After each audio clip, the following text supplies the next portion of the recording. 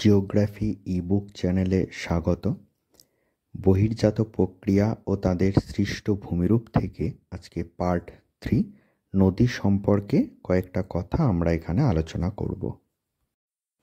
বহির্জাত প্রক্রিয়া সম্পর্কে ধারণা পার্ট 1 এবং পার্ট 2তে আমরা পেয়েছি। বহির্জাত প্রক্রিয়ার যে প্রাকৃতিক শক্তিগুলোর জন্য ভূমিরূপের পরিবর্তন হয় সেগুলো নদী, হিমবাহ, বায়ু এবং সমুদ্র তরঙ্গ আছে, কিন্তু আমাদের এখানে পাঠ্য বিষয়ে এই তিনটি কথা আমরা জানবো, মানে নদী, হিমবাহ এবং বায়ু সম্পর্কে। আজকে যেটা আমাদের আলোচ্য বিষয় সেটা হচ্ছে নদী। এটা নদী সম্পর্কে। নদীর যে কাজ, মেন কাজ হচ্ছে কিন্তু তিনটি: একটা ক্ষয়, একটা বহন এবং একটা অবক্ষেপণ। অবক্ষেপণ মানে কি? সঞ্চয়।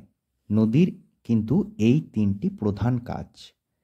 এই তিনটি কাজ সম্পর্কে বিস্তারিত আলোচনার পূর্বে নদী সম্পর্কে বিশেষ কিছু কথা, কয়েকটা একদম বেসিক লেভেলে যেগুলো তোমরা পড়েছ, সেই পুরনো কিছু কনসেপ্ট আমরা একটু আলোচনা করে নেব। তো বিশেষ কিছু কথা বলতে প্রথমেই আমি বলবো জলচক্রের অংশ হিসেবে নদী। সাব পয়েন্টে কি আছে? নদী কাকে বলে, জলচক্র কাকে বলে, আর জলচক্রে নদীর ভূমিকা কি, এটা আমি স্টেপ বাই স্টেপ বলবো। তো প্রথমেই যেটা বলবো সেটা হচ্ছে নদী কাকে বলে। ধরো আমরা জানি যে একটা উঁচু পার্বত্য অঞ্চল আছে, বা ধরো একটা এরকম মালভূমি পর্বত থেকে কম উঁচু আছে। তো এখান থেকে বৃষ্টির জল বা হিমবাহের জল বা প্রসবনের জল কি হয়, একটা অভিকর্ষের টানে বা ভূমির ঢাল অনুসারে, ঠিক আছে, একটা স্বাভাবিক জলধারা রূপে একটা নির্দিষ্ট খাতের মধ্য দিয়ে, মানে এখানে বৃষ্টির জল হলো বা হিমবাহের জল হলো, কি হলো? অভিকর্ষের টান। এই যে টানছে এটা একটা অভিকর্ষের টান, আর ভূমির ঢাল মানে এইটা অনুসারে নিচের দিকে নেমে আসে। আর কি হয়? একটা নির্দিষ্ট খাত, নির্দিষ্ট খাত মানে এই যে জায়গাটা থাকে, এই দুটোর মাঝখানে যে জলটাই যে প্রবাহিত হয়, তো এই দুটো খাতের মাঝ দিয়ে যখন একটা স্বাভাবিক জলধারা রূপে প্রবাহিত হয়, দেন কি হয় না, একটা সাগর বা সমুদ্র বা হ্রদে বা অন্য কোনো জলাশয়ে পতিত হয়, তখন সেটাকে আমরা কি বলবো? নদী। এটা হচ্ছে কাকে বলে। আমি আবারও বলছি যে কাকে বলে একটু সাজিয়ে গুছিয়ে দেখে নেবে, যে উঁচু মালভূমি অঞ্চল বা পার্বত্য অঞ্চল থেকে বৃষ্টির জল বা হিমবাহ গলা জল বা প্রসবনের জল একটা স্বাভাবিক জলধারা রূপে নির্দিষ্ট খাতের মধ্য দিয়ে অভিকর্ষ শক্তির টানে ভূমির ঢাল অনুসারে নিচের দিকে প্রবাহিত হয়ে অবশেষে সাগর, মহাসাগর বা হ্রদে বা অন্য কোথাও মিলিত হয়। একেই কিন্তু নদী বলে। তা নদী খাতটা আরোভাবে যদি বলতে যাই, ধরো একটা গোল পাইপ, তোমরা সকলেই দেখেছো, পাইপটাকে যদি কেটে দেওয়া হয় হাফ, এরকমভাবে যদি কেটে দেওয়া হয়, তাহলে একটু কল্পনা করো, যদি হাফ কেটে দেওয়া হয় তাহলে একটা অর্ধবৃত্তাকার যে এরকম দাঁড়িয়ে থাকে, ঠিক এরকম একটা পোর্শন দাঁড়িয়ে থাকবে, হয়তো এরকম একটা যে পোর্শনটা দাঁড়িয়ে থাকে, তো এই যেটা পোর্শন সেটাকে বলা হয় নদী খাত। এর মধ্যে দিয়ে জল গেলে যেরকম হবে সেটাকে বলা হয় নদী খাত। তো এর মধ্য দিয়েই কিন্তু যায়। এবার নেক্সট যেটা বলবো সেটা হচ্ছে জলচক্র কাকে বলে। এবার আমাদের যেটা আছে সেটা হচ্ছে জলচক্র কাকে বলে। তো জলচক্র তো আমরা প্রত্যেকেই জানি। ধরো এখানে এরকম একটা পুকুর আছে, ছোট পুকুর বা কোনো জলাশয় বা তোমরা অন্য কিছু ভাবতে পারো, সাগর, হ্রদ। এখান থেকে কি হয় না, প্রচণ্ড সূর্যের তাপে, প্রচণ্ড সূর্যের তাপ মানে সেটা গ্রীষ্মকালেই সম্ভব, শীতকালে নয়, কি হয়, জল বাষ্পীভূত হয়। ঠিক আছে, বাষ্পীভূত হয়, আমরা প্রত্যেকেই জানি, এটা বাষ্পীভূত লিখে দিলাম। প্রত্যেকেই জানি যে জলীয় বাষ্পপূর্ণ বায়ু কিন্তু আমাদের হালকা হয়। হালকা হওয়া মানেই সে কিন্তু উপরের দিকে উঠতে থাকবে, উপরে এভাবে উঠবে। ঠিক আছে, তাহলে এখানে এই যে বাষ্প হচ্ছে, তো এগুলো বায়ুমণ্ডলে মিশে এগুলো কিন্তু তত উপরে উঠবে। ঠিক আছে, উপরে যখনই উঠবে সেগুলো তখনই কিন্তু ঠান্ডা হতে থাকবে, আস্তে আস্তে ধীরে ধীরে ঠান্ডা হবে, আর এগুলো ঘনীভবন প্রক্রিয়ার দ্বারা বিন্দু বিন্দু জলকণায় পরিণত হবে। এইভাবে একটা জলকণা যখন আর একটা জলকণার সঙ্গে মিশে যাবে, একটা জলকণা একটার সঙ্গে মিশে যাবে, আবার এটা হয়তো এটার সঙ্গে মিশে যাবে, দিয়ে বড় একটা জলকণায় পরিণত হবে। শেষে কি হবে না, মাধ্যাকর্ষণ শক্তির টানে এগুলো আবার পৃথিবী পৃষ্ঠে ঝরে পড়বে। কি রূপে না, বৃষ্টি রূপে। এখানেই হয়তো পড়লো, ঠিক আছে, আবার এখান থেকে জল ধরো এখানে পড়লো জল, আবার এখান থেকে কিন্তু বাষ্প হয়ে আবার উঠে যাবে, আবার এরকমভাবে জলকণায় পরিণত হয়ে আবার বৃষ্টিরূপে ঝরে পড়বে। এইভাবে চক্রাকারে একটা আবর্তন হতে থাকবে। এই যে আবর্তন চক্রাকারে, একেই কিন্তু আমরা বলবো কি না, জলচক্র।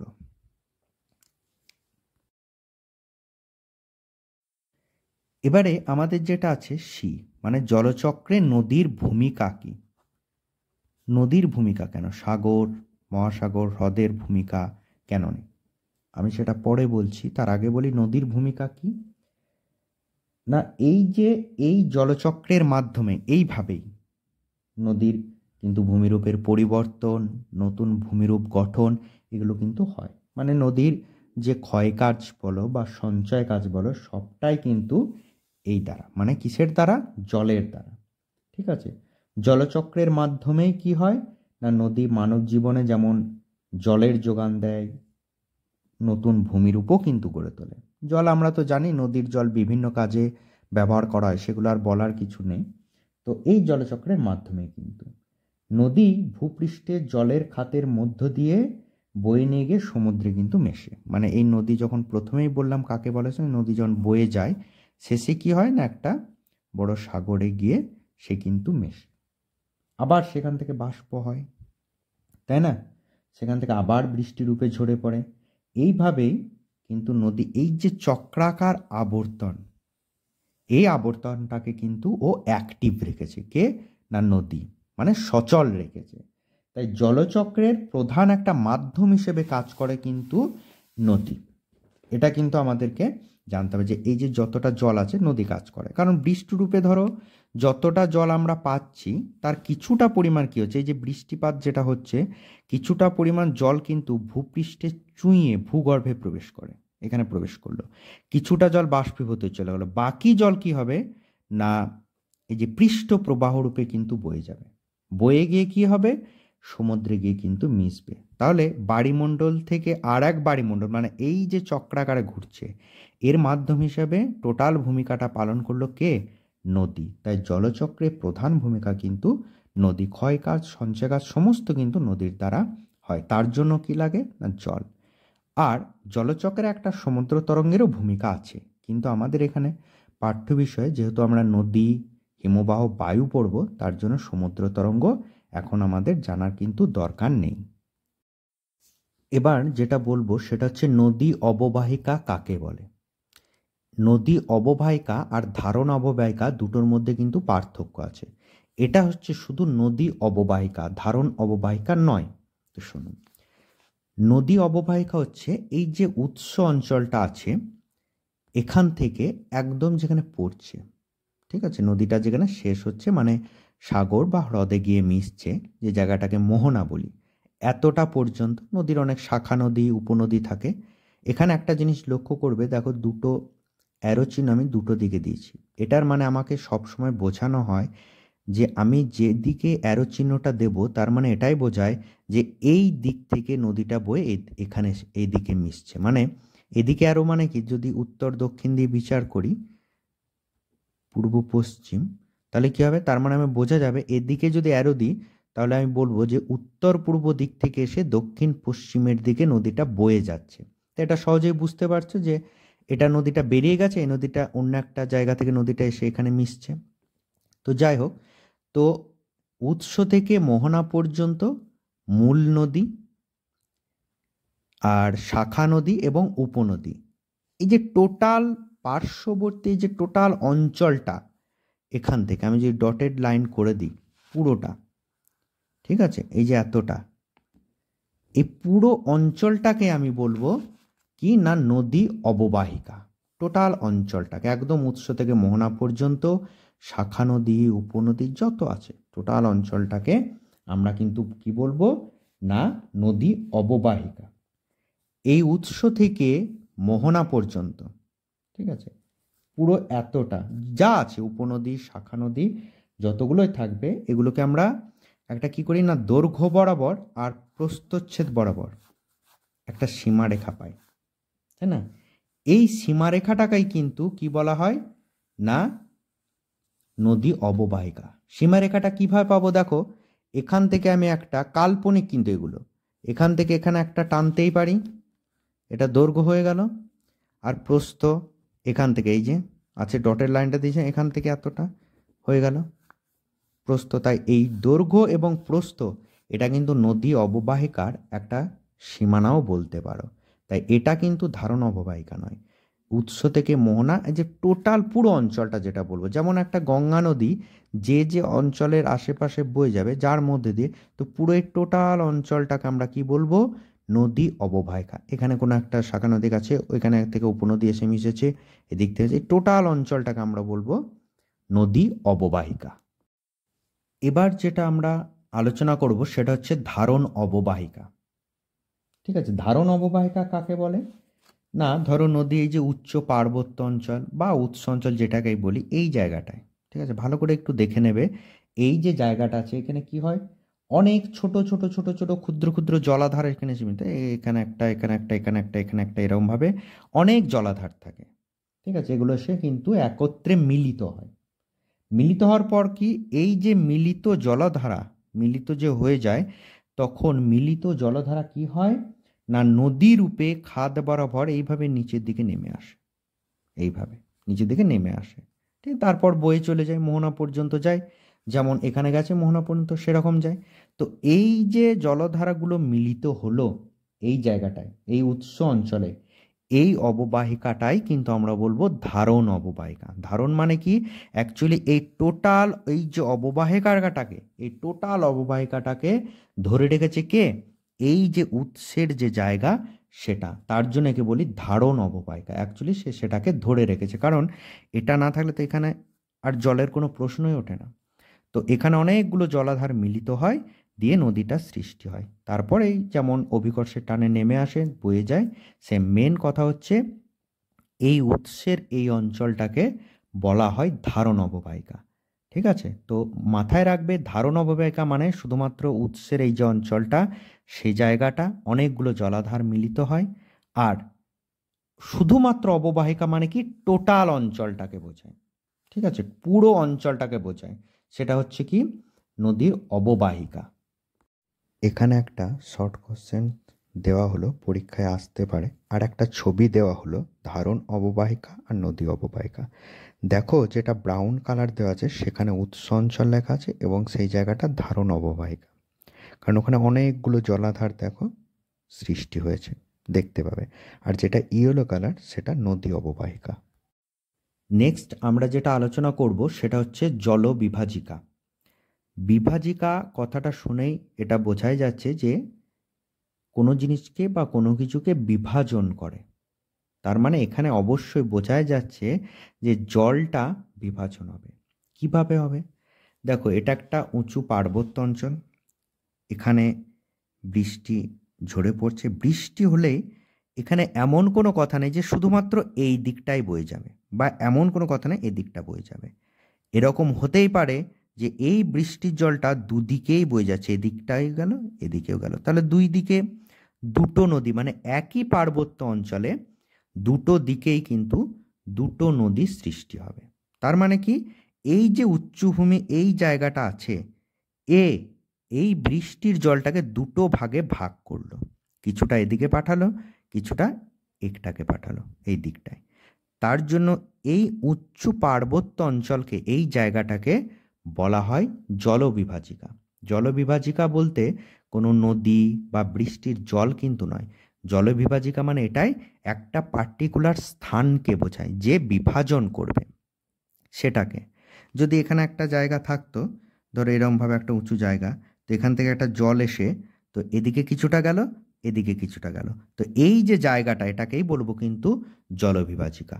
এখানেও সেম, এই যে উচ্চভূমি এটাকেই বলবো কি না জলবিভাজিকা। এটা একটু মাথায় রাখবে। নেক্সট যেটা আমাদেরকে জানতে হবে, আমরা এর আগেও পড়েছি যে নদীর বিভিন্ন গতি। নদীর গতি বলতে তিনটি আছে, একটা উচ্চ গতি, মধ্যগতি আর নিম্নগতি। ঠিক আছে, আর যে নদীতে এই তিনটি গতিই লক্ষ্য করা যায় তাকে আদর্শ নদী বলে, যেমন গঙ্গা নদী। এবার কোথায় কোন গতিটা হয় এবং কি হয় সেটা দেখাবো, কোন কাজের প্রাধান্য বেশি। কারণ নদীতে তিনটে কাজ হয়, একটা ক্ষয়, একটা বহন আর একটা সঞ্চয়। তো দেখো, নদী এখানে উৎস হচ্ছে, এটা একটা পার্বত্য অঞ্চল, ছোট একটা প্রোফাইল, ছোট্ট একটা, হয়তো একটা টুকরো কেটে নিয়েছি, একটু বোঝানোর চেষ্টা করছি। তো উৎস অঞ্চল, আর এটা এই যে নদীটা এভাবে বয়ে আসছে, বয়ে যাচ্ছে, ঠিক আছে, বয়ে গিয়ে সমুদ্রে গিয়ে মিশছে। ঠিক আছে, মানে এটা মোহনা বলতে পারো। তো এই যে দেখো, এই জায়গাটায় ভূমির ঢাল কিন্তু সব থেকে বেশি এই জায়গাটায়। তার মানে বুঝতে পারছো, এখানে নদীটা যখন উৎস হওয়ার পর প্রচণ্ড গতিতে কিন্তু নেমে আসবে। আর যখন প্রচণ্ড গতিতে কোনো কিছু নেমে আসবে তখন অবশ্যই এখানে কিন্তু কি না কোনো সঞ্চয় হতে পারবে না। কি হবে না, যা হবে ক্ষয় কাজটা কিন্তু এখানে প্রাধান্য পাবে। এটাই কিন্তু উচ্চ গতি। কারণ এখানে প্রচণ্ড নদীর স্পিড হয়, গতিটা অনেক বেশি হয় উৎসের পর, কারণ ভূমির ঢালটা একদম খাড়াভাবে নিচের দিকে নেমে আসে। বেশ, তার মানে ক্ষয়কার্য বেশি হয়। তারপর কি হয়, যে গতিটা আসে সেটা হচ্ছে মধ্যগতি। এখানে ভূমির ঢালটা অনেকটা কমে আসে এই জায়গাটায়। কমে আসার ফলে কি হয়, নদী এই যে যেগুলো সব ক্ষয় করে নিয়েছে না, এখানে বহন কাজটা প্রাধান্য পায় এই জায়গাটায়। বহন কাজ মধ্যগতিতে কিন্তু বহন কাজ মানে নদী বয়ে নিয়ে যায়। এই জায়গায় তো ধুয়ে ক্ষয় করে নিয়ে চলে আসে, ঠিক আছে, এই জায়গাতে কিন্তু আর ক্ষয় হয় না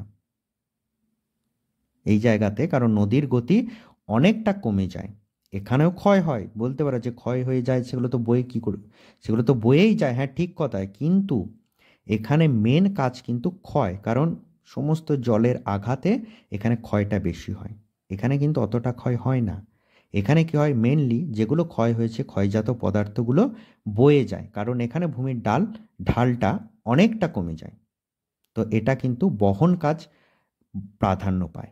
তারপর কি আসে, নদী একদম ভূমির ঢাল কমে যায়, একদম লাস্ট, হয়তো সমভূমি বলতে পারো, একদম প্লেন রিজিয়ন।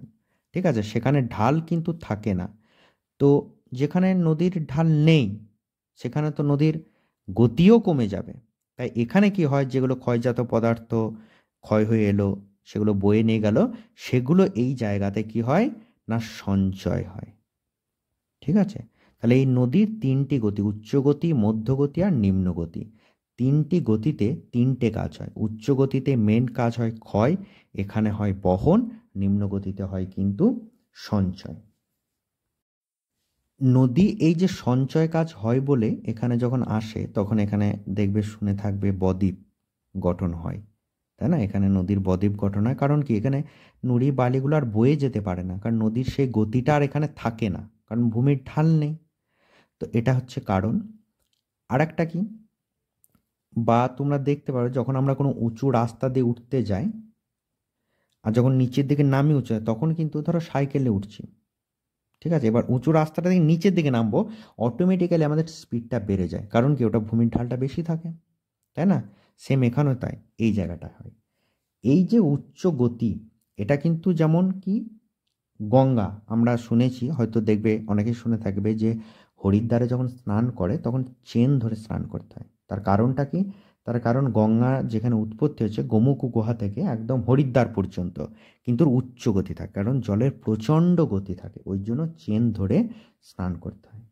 তারপর কি হয়, হরিদ্বার যখন শেষ হয়, হরিদ্বার থেকে একদম রাজমহল পর্যন্ত, এটা যদি হরিদ্বার হয়, ঠিক আছে, তো হরিদ্বার হয় গঙ্গা নদীর ক্ষেত্রে বলছি, তাহলে এটা কি হবে না রাজমহল। ঠিক আছে, এত দূর পর্যন্ত কিন্তু গঙ্গা নদীর মধ্যগতি। ঠিক আছে, আর রাজমহল থেকে একদম যেখানে মিশছে বে অফ বেঙ্গল, সেটা কিন্তু হয় নদীর মোহনা, মানে নদীর নিম্ন গতি।